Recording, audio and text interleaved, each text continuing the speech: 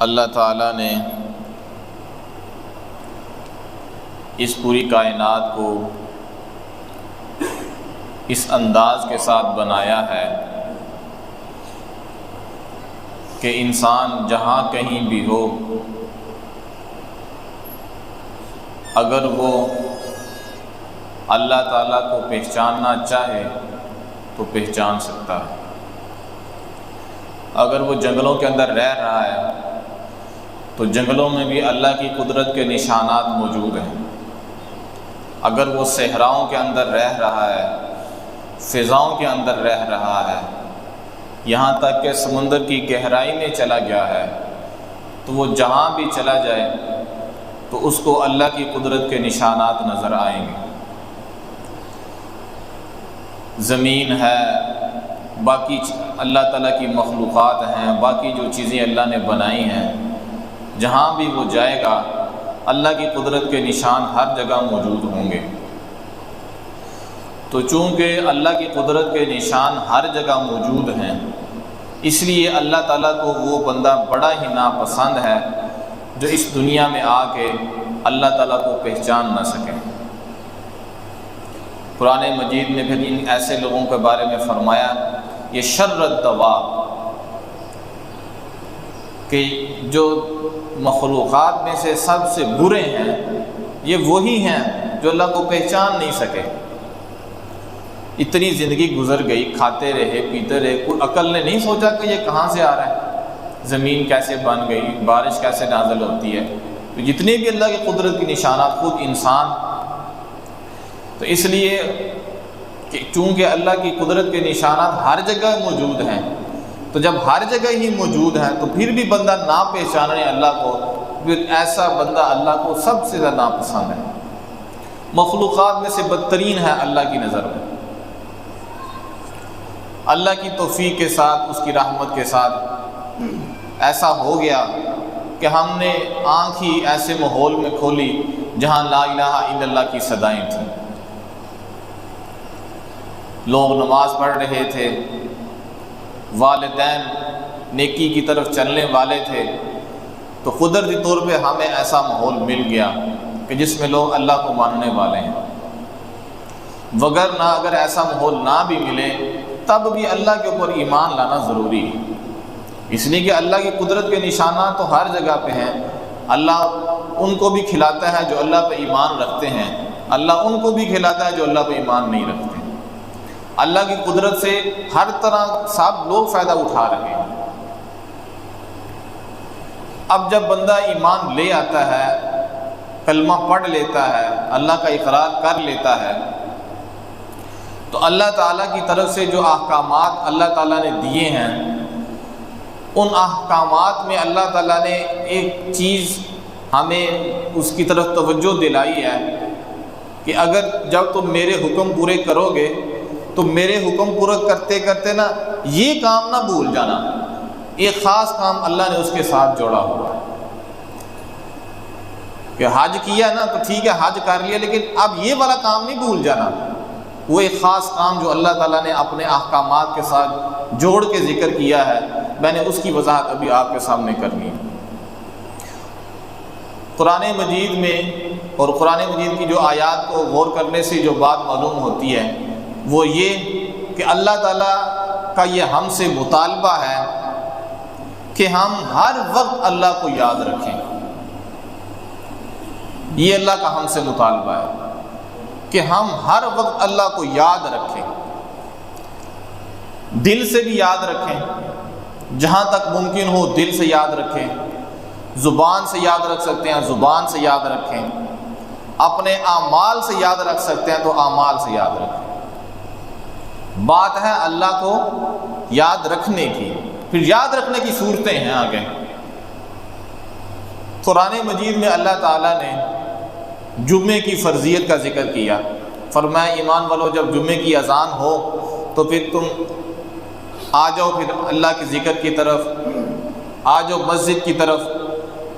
جو اہل اسلام کا ایک طریقہ ہے کہ اذان ہوتی ہے پھر لوگ مسجد کی طرف آتے ہیں، پھر خطیب خطبہ دیتا ہے، اور اللہ نے فرمایا تجارت چھوڑ دو، جب جمعے کی اذان ہو تو تجارت چھوڑ دو، اب جمعے کی تیاری کے لیے کوشش کرو، جمعے کی تیاری کے لیے آ جاؤ، یہی تمہارے لیے بہتر ہے۔ لیکن جب جمعے کی نماز ہو جائے، فَإِذَا قُضِيَتِ الصَّلَاةُ، جمعے کی نماز ہوگی، تم آئے، خطبہ سنا، امام کی بات سنی، نماز جو ہے جماعت کے ساتھ تم نے پڑھی، اب چلے جاؤ، پھیل جاؤ زمین میں۔ لیکن جمعہ تم نے گرچہ پڑھ لیا اور اب تم واپس بھی جا رہے ہو، لیکن واپس جاتے ہوئے اللہ کو بھولنا نہیں ہے۔ فَانتَشِرُوا فِي الْأَرْضِ وَابْتَغُوا مِنْ فَضْلِ اللَّهِ وَاذْكُرُوا اللَّهَ كَثِيرًا لَعَلَّكُمْ تُفْلِحُونَ، تم جاؤ، کماؤ بھی، اللہ کے نے جو تمہاری روزی لکھی ہے اس کو جا کے تلاش کرو کہ تمہاری روزی کہاں پڑی ہے، کوشش کرو، اس کے لیے محنت کرو، اور اس دوران اللہ کو ضرور یاد کرو۔ یہ نہیں کہ جمعہ پڑھ لیا تو اب جمعہ پڑھ لیا ہم نے اللہ کو یاد کر لیا، نہیں، جب تم نے یہاں سے چلے جانا ہے تم نے باہر جا کے بھی اللہ کو یاد کرنا ہے۔ یہ تو میں نے آپ کو بات بتائی نماز جمعہ کی، اس کی اہمیت آپ خوب جانتے ہیں کہ فرض نماز ہے، جمعے کی ایک اپنی ایک شان ہے۔ اسی طرح اللہ تعالیٰ نے جہاد کے جہاں احکامات نازل فرمائے وہاں بھی اللہ نے یہ بات ذکر فرمائی۔ قرآن مجید میں اللہ کا ارشاد ہے کہ ایمان والو، جب تمہارا دشمن سے مقابلہ ہو، اذا لقیتم فئۃ، دشمن کی جماعت سے تمہارا مقابلہ ہو، تمہیں جہاد کرنا پڑ جائے، تو تم ایسے موقع پہ ثابت قدم رہو، پیٹھ پھیر کے بھاگنا نہیں ہے، ثابت قدمی دکھاؤ، جم کے لڑو۔ پیٹھ دکھانا یہ مومن کی شان نہیں، کبیرہ گناہ ہے، یہ بہت سخت گناہ ہے کہ بندہ جنگ کے وقت پیٹھ پھیر کے بھاگ جائے۔ تو فرمایا جب تمہارا دشمن سے مقابلہ ہو تو ثابت قدم ہو، وَاذْكُرُوا اللَّهَ كَثِيرًا، اور اس جنگ کے موقع پہ اللہ کو یاد رکھو، وہاں بھی اللہ کو نہیں بھولنا۔ یہ نہیں کہ میں بڑا بہادر ہوں، یہ نہیں ذہن میں لانا، اللہ کی مدد سے ہوتا ہے، اللہ کی توفیق سے ہوتا ہے۔ اللہ تعالیٰ کو وہاں بھی یاد رکھنا ہے، عین جنگ میں بھی۔ آپ اس سے اندازہ لگائیں کہ اللہ نے کس موقع پہ ہمیں یاد رکھنے کا حکم دیا، کہ جب اپنی جان کے لالے پڑے ہوتے ہیں ہر ایک کو کہ پتہ نہیں کیا ہو جائے گا، تو اللہ نے فرمایا اس وقت بھی تم نے مجھے یاد رکھنا، مجھے نہیں بھولنا۔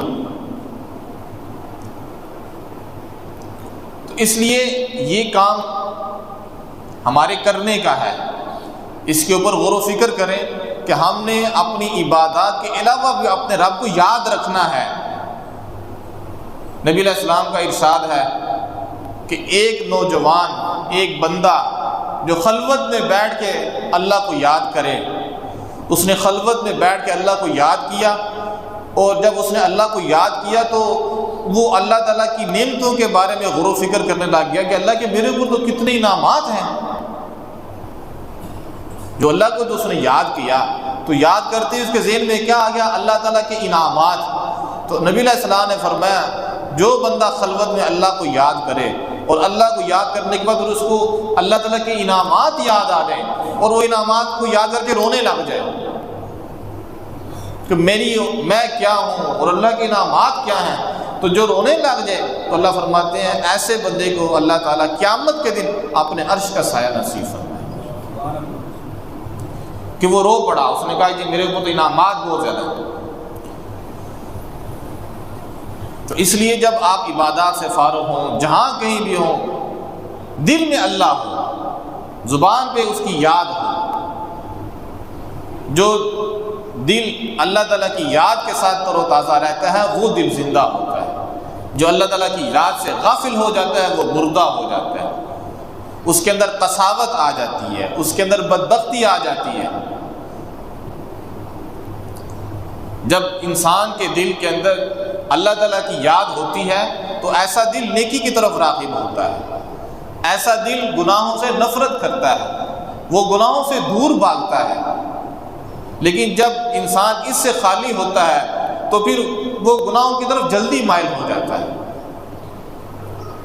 ظاہر ہے گناہ اللہ نے بتایا نا یہ گناہ ہے، تو اللہ کے حکم سے ہی ہم نے اس سے بچنا ہے، تو اللہ ہی نہیں یاد، جب اللہ ہی نہیں یاد تو پھر گناہ سے ہم اس طرح تو نہیں بچ سکتے بمقابلہ اس کے کہ جب ہم اللہ کو یاد رکھے ہوئے ہوں گے۔ اس لیے یہ بہت ضروری ہے کہ ہم اپنے رب کو یاد رکھیں۔ اس کا ایک طریقہ یہ بھی ہے کہ ہم قرآن مجید کی تلاوت کثرت سے کریں، اس کا ایک طریقہ یہ بھی ہے کہ ہم ذکر کریں، اس کا ایک طریقہ یہ بھی ہے ہم لوگوں کو دین کی دعوت دیں۔ دین کی دعوت بھی اللہ تعالیٰ کی یاد ہے، اس کی بہت ساری صورتیں ہیں۔ مطلب یہ ہے کہ اللہ ہو، بہرحال اللہ ہو انسان کے دل میں، یہ انسان اس سے غافل نہ ہو جائے۔ یہ غفلت بہت دور لے جاتی ہے۔ ہمارے ہاں آپ نے بھی سنا ہوگا، لوگ کہتے ہیں جی نماز سے دل نہیں لگتا، نماز میں خیالات آتے ہیں۔ اس میں کوئی شک نہیں کہ شیطان ہے، ایک ہمارے پیچھے لگا ہوا ہے، اور نماز کے لیے تو کوئی خاص شیطان ہے جو انسان کی نماز خراب کرتا ہے، لیکن اس میں انسان کی کچھ اپنی غلطیاں بھی ہیں۔ نماز دن میں 5 مرتبہ ہے، آپ یہ سمجھیں یہ جو نماز ہے نا، یہ آپ کو جانچنے کے لیے کہ آپ کر کیا رہے ہیں، یہ آپ کو جانچنے کے لیے۔ اگر کسی کی نماز نہ صحیح، اس کا مطلب یہ ہے کہ جب وہ نماز سے باہر ہوتا ہے اس کو اللہ کی یاد نہیں ہوتی۔ آپ ظاہر ہے کہ جو بندہ باہر نماز تو 5 دفعہ ہے نا 24 گھنٹوں میں، آپ جو نماز سے علاوہ جو باقی وقت ہے آپ جو سوچ کر رہے ہوں گے نا نماز میں، پھر وہی کچھ ہی ہوگا، یہ ممکن نہیں ہے۔ جب نمازوں سے باہر ہمیں اپنا رب یاد ہوگا تو نمازوں کے اندر بھی رب ہی یاد ہوگا۔ اب میں آپ کو ایک بات سنا دیتا ہوں، آپ بھی حیران ہوں گے۔ حضرت عمر فاروق رضی اللہ تعالیٰ عنہ کا جو دور خلافت ہے، ظاہر ہے اسلام پھیل رہا ہے، جہاد ہو رہا ہے، جنگیں ہو رہی ہیں، حضرت عمر کے حکم نامے جا رہے ہیں، ادھر سے خطوط آ رہے ہیں، یہ مسئلہ ہے جی، امیر المؤمنین کا یہ حکم ہے جی، یہ مسئلہ فلاں علاقے میں۔ اب جب ایسی مصروفیات ہوں اور نماز بھی پڑھنی ہے تو حضرت عمر فرماتے ہیں کہ جب میں نماز پڑھتا ہوں نا تو میں نماز کے اندر ہی جہاد کی صفیں بناتا رہتا ہوں۔ نماز کے اندر ہی وہ میں سوچتا رہتا ہوں کہ یہ جو اب مسئلہ بنا ہوا ہے فلاں جہاد کا مسئلہ بنا تو اس کو کیسے کرنا ہے، اس لیے کہ کام ہی یہ تھا، نماز سے باہر کام ہی اور کوئی نہیں تھا۔ تو یہ ممکن نہیں ہے کہ آپ نماز سے باہر یعنی کہ جو کچھ مرضی کرتے رہیں اور پھر جب نماز ہے تو آپ کے میں اب نماز تو مجھے خشوع خضوع مل جائے، شاید مل جائے، ویسے ہے تو مشکل۔ اور آپ یقین کریں بعض اوقات ہم دیکھتے ہیں بیٹھے ہو نماز کے انتظار میں تو بڑی عجیب صورتحال ہوتی ہے، لوگ ایسے بھاگے بھاگے آتے ہیں، اور بعض اوقات ایسی کیفیت ہوتی ہے نالا بھی ہاتھ میں پڑا ہوتا ہے، نماز میں 2 منٹ رہ گئے آپ اور سپیڈ آ رہے ہیں، سپیڈ سے وضو کر رہے ہیں، اب وہ آئے ہیں اپنے کام سے، اب کہ کیا خیال ہے آپ کا وہ کتنے خشوع خضوع سے نماز پڑھ سکیں گے؟ چلو اس میں کوئی شک نہیں کہ انہوں نے فرض ادا کر لیا جو اللہ تعالیٰ کی طرف سے تھا، کیسے نہ کیسے انہوں نے وہ ادا کر دیا، لیکن آپ خود سوچیں کہ وہ نماز کتنے خشوع خضوع والی ہوگی۔ اور یہ بات بھی ذہن رکھیں کہ آپ کے خشوع خضوع کا اثر یعنی مقتدیوں کے خشوع خضوع کا اثر امام کے اوپر بھی پڑتا ہے۔ مقتدیوں کا مسئلہ خراب ہونا تو وہ امام کے اوپر بھی اثر انداز ہو جاتے ہیں، امام بھول جاتا ہے، یہ ایک الگ حساب ہے۔ مقتدیوں کی جو عدم توجہ ہے یا مقتدیوں کا وضو صحیح نہ کرنا اور نماز کے اندر توجہ نہ ہونا، یہ اثر انداز ہوتا ہے۔ تو بہرحال جو میں بتا رہا تھا کہ جب نماز سے باہر اللہ تعالیٰ یاد ہوں گے نا تو وہ جو نماز ہوگی نا تو پھر وہ صحیح ہوگی۔ اگر نماز کے اندر ہمیں اللہ تعالیٰ کی وہ خشوع خضوع نہیں حاصل ہو رہا، اللہ کی یاد نہیں آ رہی، اس کا مطلب آپ نماز سے باہر صحیح نہیں ہے۔ نماز سے باہر ٹھیک ہو جائیں تو انشاءاللہ تعالیٰ نماز بھی ٹھیک ہو جائے گی۔ آئندہ سے یہ بات آپ ذہن میں رکھیں کہ نماز آپ کو جانچنے کے لیے بھی ہے، اللہ تعالیٰ کا حکم تو ہے ہی ہے، یہ آپ کو جانچنے کے لیے بھی ہے کہ آپ کر کیا رہے ہیں۔ تو اس لیے اپنے رب سے غافل نہ ہو، جس نے آپ کو وجود بخشا ہے، جو آپ کو کھلا رہا ہے پلا رہا ہے، اس سے غافل نہ ہو۔ اس سے غافل ہو گے تو پھر کہاں جائیں گے؟ اور جب انسان اللہ تعالیٰ کو یاد رکھتا ہے تو پھر پتہ ہے انعام کیا ملتا ہے، اس کے پھر بڑے انعام ہیں۔